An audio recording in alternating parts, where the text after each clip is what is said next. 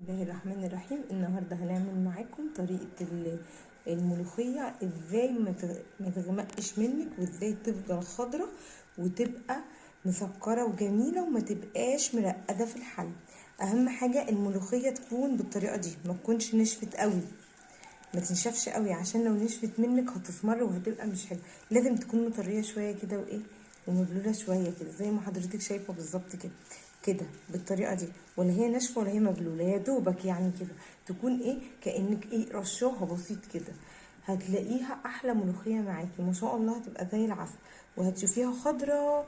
هنكمل الطريقه سوا. هنخرطها بالمخرطه على فكره، مش هخرطها في كبه عشان الكبه اصلا بتبقى مش كويسه للملوخيه. لازم الملوخيه تتخرط بالمخرط.